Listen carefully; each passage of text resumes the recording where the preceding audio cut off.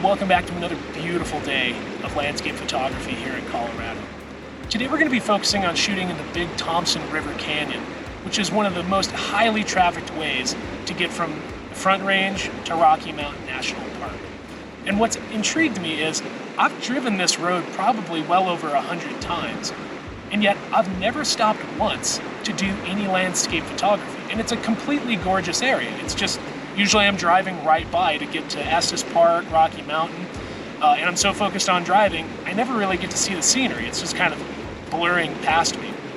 So something I want to do today, and I would encourage you to do it as well, is find a landscape like this that's beautiful, but maybe it's become a bit routine, and try and see it from a new perspective. The perspective I'm going to see it from today is, instead of driving this canyon, I've parked the truck and we're going to be walking the banks of the Big Thompson, looking for landscape compositions. So we got our photography gear, we've got pretty good light, it's nice and stable here, nice and diffused inside the canyon. So let's go see what we can find.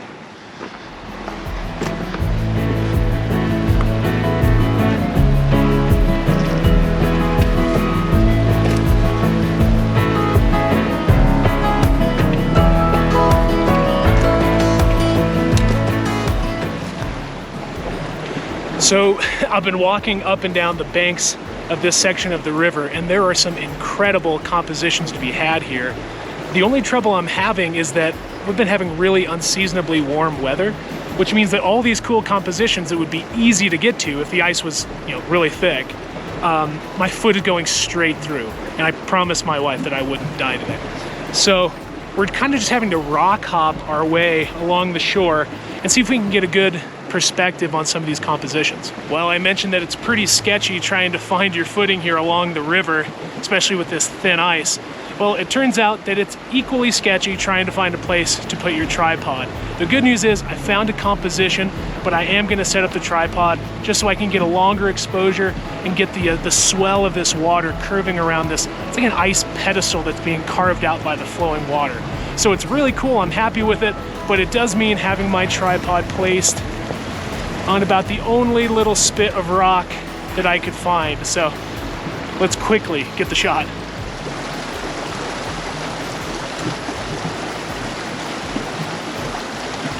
So what I'm doing right now, I have my composition pretty much dialed in, and I'm just playing with different shutter speeds to see how that changes the flow of the water around this like chandelier of ice that it is carved out. So whenever you're shooting water, definitely play around with your different shutter speeds. It's going to give it a different flow, a different energy, and it's really an important creative tool that you have when shooting flowing water.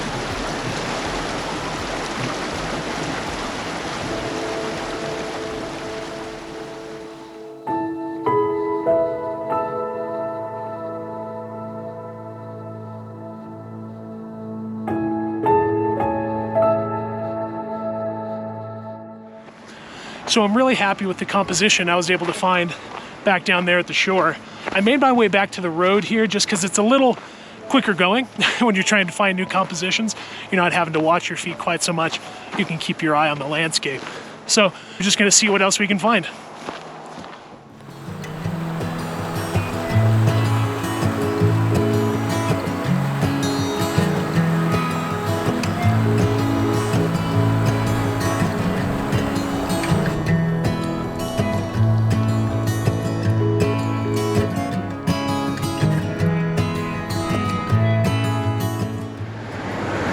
Well, we've just been walking our way down the Big Thompson here, and we've found some other good locations, but it's been a little bit of a mixed bag. Some areas, it's too much open water, you don't really have a composition with dynamic shapes, and then others, it's completely iced over and it just looks like a sheet of ice.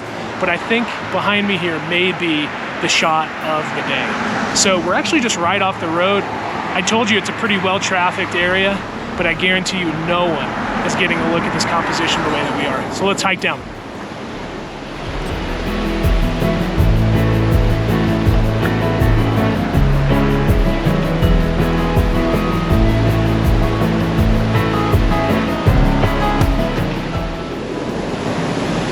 Well, we made it all the way down to our subject here. Check that out. How cool is that water flowing under that little blanket of ice that's formed on top of it?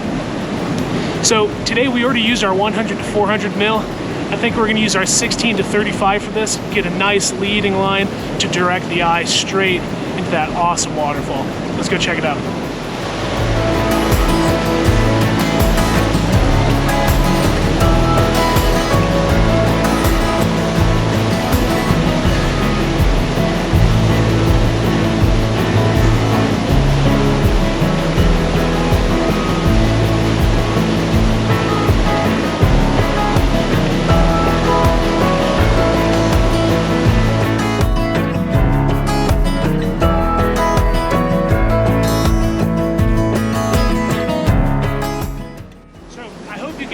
This water that's surging in the background, but I wanted to just talk about another photography tip.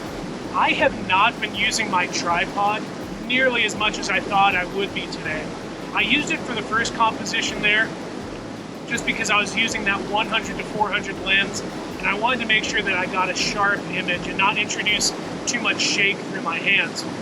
But in this location here, you can see I'm on the edge of this rock. There's really nowhere to go.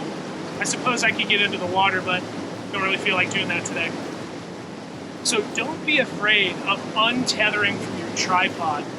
When I first started doing photography, I thought I had to use a tripod in order to get like a fine art landscape photo, but it's just not true.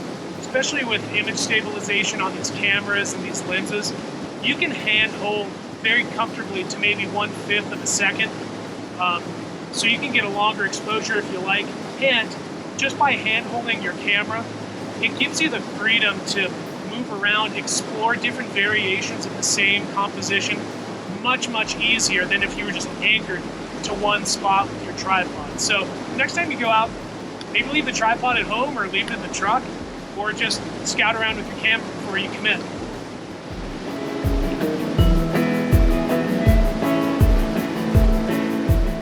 When I first arrived at this scene, I was pretty certain that I was going to be shooting with a wide-angle lens to capture the entire waterfall, but after taking some test shots, it just wasn't coming together for me.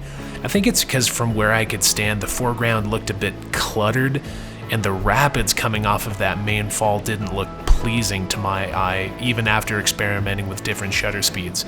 So I decided to take a new approach. I changed lenses to my 24 to 105, and I was just walking around shooting handheld to pick out elements of that waterfall that really stuck out to me. And I'm happy with the way the images came out. By shooting a little bit tighter in, I was able to eliminate some distracting elements and fill more of the frame with bold, simple elements. Plus, I'm just a sucker for an abstract landscape, so I couldn't help myself.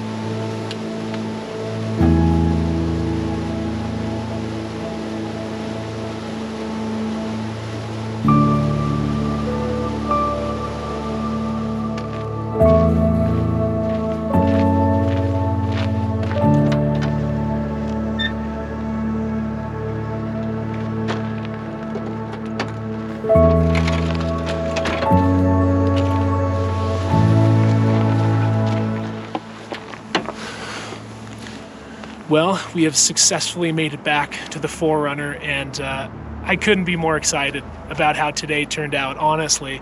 It was so great to see this landscape in such a new perspective than I'm used to. It's better than driving by it, I'll tell you that much.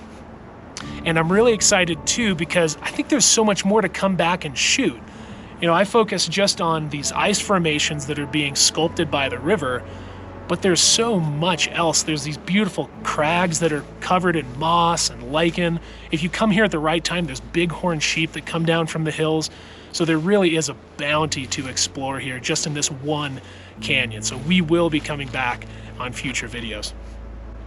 I also wanted to take a minute just to thank everyone for watching, especially if you've made it this far. Your support really does mean the world to me, especially being a smaller channel.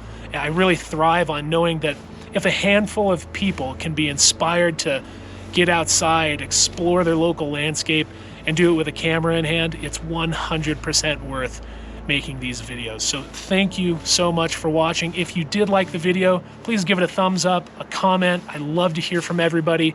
And then also subscribe so you can watch the next video that we have coming up. So thanks again, everybody, and bye for now.